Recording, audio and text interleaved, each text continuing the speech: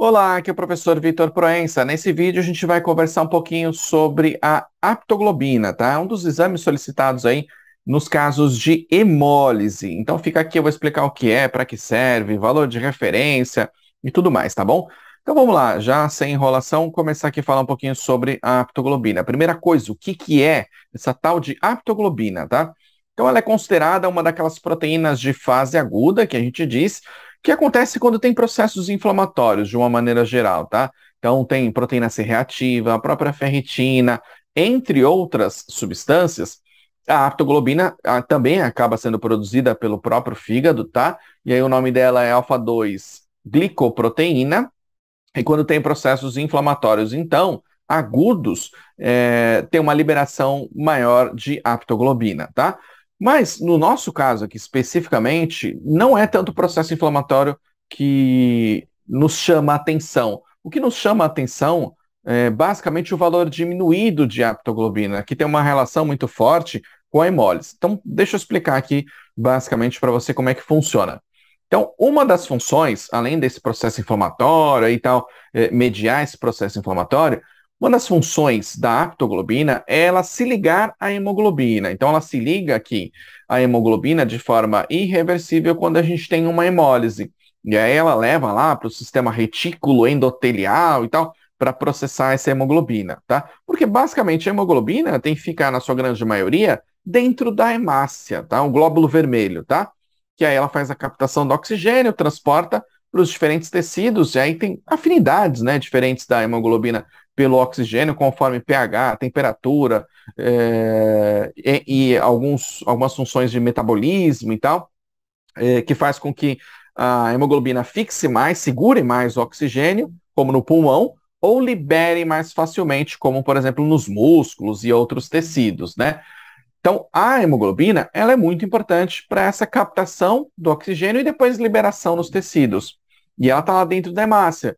E quando ela está solta, ela não cumpre adequadamente essa função, tá? Da mesma maneira que se ela tivesse, por exemplo, dentro da hemácia. E essa hemoglobina, então, que está lá, que foi liberada em excesso na corrente sanguínea por decorrência de uma hemólise, lembrando que hemo é sangue, né? E lise é quebra, é como se eu estivesse quebrando o sangue. O que quer dizer isso, professor? Eu estou destruindo as hemácias, tá? Por algum processo, seja lá qual for. Pode ser um processo autoimune, pode ser algum outro processo que está ocasionando aí por alteração no nosso sistema inflamatório, sistema autoimune e etc. Tudo bem? Então, a aptoglobina, ela acaba sendo um marcador muito sensível de hemólise. Pessoal, altera também bilirrubina, urobilinogênio, entre outros parâmetros aí derivados de todo aquele metabolismo lá da hemoglobina, também acaba alterando, tudo bem? A gente vai perceber que tem hemólise intravascular, pode ser uma hemólise intravascular disseminada, tá? E aí vai ter alteração, por exemplo, quando você faz coleta de sangue, separa o soro, por exemplo, ele vai estar mais vermelho. Então, tem outras alterações que vão acontecer também. A bilirrubina vai estar em excesso no organismo, tá? E aí pode aumentar direta, indireta. Tem outras características. Depois a gente grava um outro vídeo sobre a bilirrubina, né?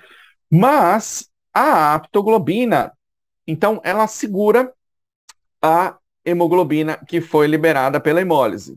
E, consequentemente, ela acaba sendo consumida nesse processo porque ela vai sendo removida da corrente sanguínea e o fígado não consegue produzir, né, equilibrar essa produção aí, porque a aptoglobina está sendo diminuída. Então, vamos voltar para explicar de novo. Tem a hemácia tem hemoglobina, destruiu a hemácia, liberou a hemoglobina. A hemoglobina não pode ficar livre. Quem vai se liga nela? A aptoglobina, que é uma proteína lá que está lá na corrente sanguínea. Tudo bem? Só que essa aptoglobina vai ser destruída também, vai ser metabolizada, na verdade, também.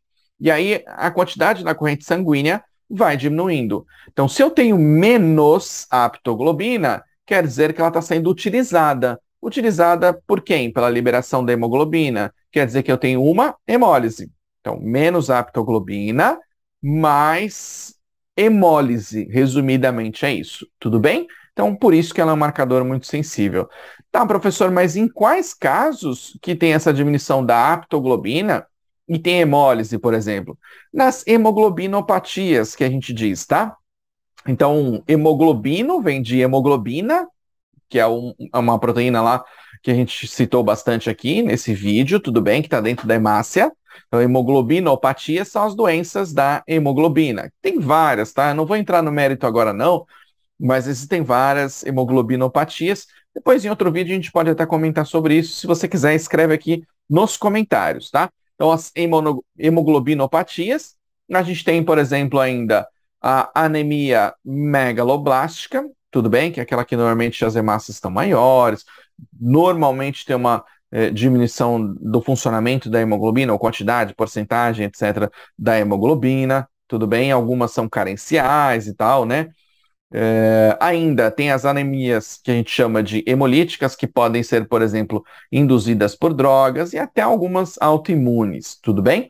Então, isso faz com que destrua a hemácia, libere a hemoglobina se liga na aptoglobina e a aptoglobina diminui, tudo bem? Então, vai estar diminuído em quais casos? Nesses casos que tem destruição maciça de glóbulos vermelhos, tudo bem? E só para constar, né? Como ela é uma proteína de fase aguda, ela está aumentada nos processos inflamatórios agudos. Aí tem um porém, né? Imagina que o paciente tem hemólise, a aptoglobina ia acontecer o quê? Ia diminuir. Mas ele também tem um processo inflamatório.